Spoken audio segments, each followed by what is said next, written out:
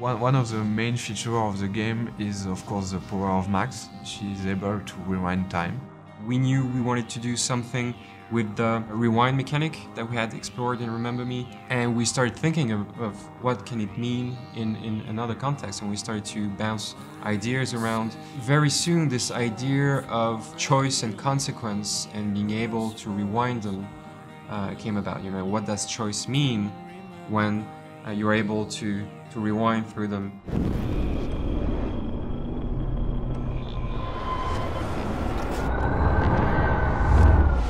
We really wanted to have the player feel powerful also with this power, and to really feel that he can change the things and come back in time.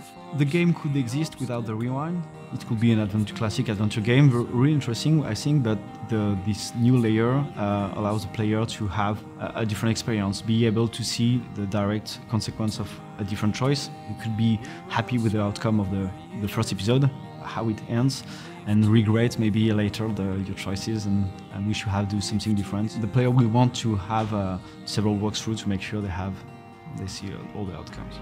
When you're dealing with some time travel, you need to define clear rules in order to be sure that it's working within the frame of your story of your game. And also we needed to create those rules to have some really fun uses with puzzles and mechanism for the player. Chloe, you're stalling. I'm changing! Give me a minute! Just don't let me in, now. Please. 1 second!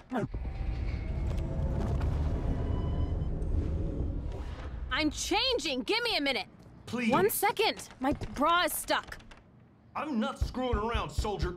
Chloe, open this door.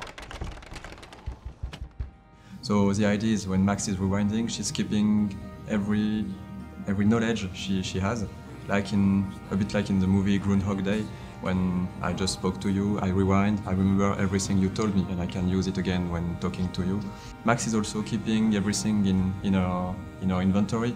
Like if she puts an item in her bag, she's keeping it with it. So I can grab something, go back with it, just rewind, and I still have the item even if I rewind it back in time.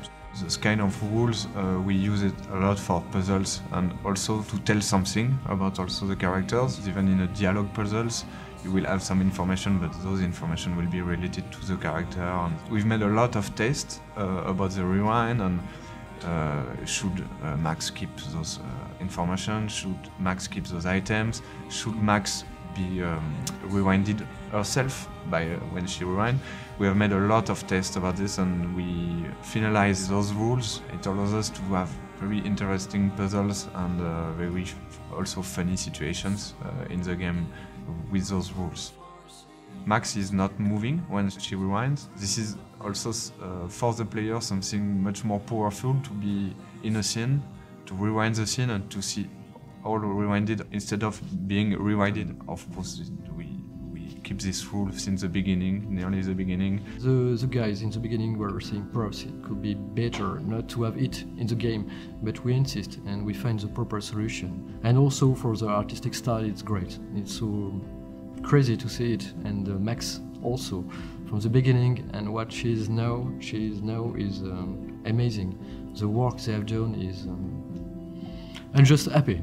Yeah, it was my little input, and they have done something great. So it's magic. It's all about finding solutions to problems, because when you design a mechanic, it never works in the first time. So even though it might sound cool, like the rewind gameplay, it's only when you put it in the game and you test it, and then you find that it's flawed, that you can iterate again on it, and that's really cool to improve stuff that we designed before. The rewind power is giving nightmares to developers and to level designers, but at the end it's a very powerful tool for Max and also of course for the player. I remember a lot of design discussions the guys had, very complex discussions about the impact of the rewind, what you can do, what you cannot do, how the player will understand the rewind, and yeah, it's a challenge because as this is something that doesn't exist, it's science fiction, you have to make it consistent. At first, when I started production, the scope of the game was pretty small, and we were like only 2 or 3 designers on the team, and by the time, when time passed on, we were like 10 designers, and we cranked really the quality of the game. For the player, using this power is really something unique, because you can rewind all a scene, so all the animation of a scene, all the particles, all the effects of a scene, all the sounds of the scene. Can you give me an example of a photographer I cannot believe who perfectly this. captured the human condition in black and white? Okay, if I'm crazy, Anybody? I might as well go all the way. Bueller? Can I actually reverse time? Since Max is a photographer and the visual of the game are linked to this photographic feeling and also nostalgic feeling, for the rewind effect we developed some new post processes and new visual effect, looking like the film is burning when you reach the limit of your power, when Max is getting some headaches because she cannot rewind further in time, or when she's rewinding we have this double exposure feeling, like two different times are overlapping or framing at the same moment. So we are using all those visual effects to give a nice feeling with the rewind, to really show the player that is going back in time, and to be something that's quite rewarding and really cool to look at when you're rewinding. The camera burn effect is present, and there is an overlay of light leaks, like in a broken camera, and it presents a twirl effect. As if the celluloid, the film, is twisted away before burning. We add on top of that a layer of burning, and this is achieved by using screen space particles that overlaps. During this effect, Max is rendered as a blurred ghost, and the blurred effect is composited on top of the scene, but slightly offset, like it was a composition of photography. What we want to achieve is to see a reminiscence of Max. It's not the actual Max, but to overprint a ghost of what she has done previously.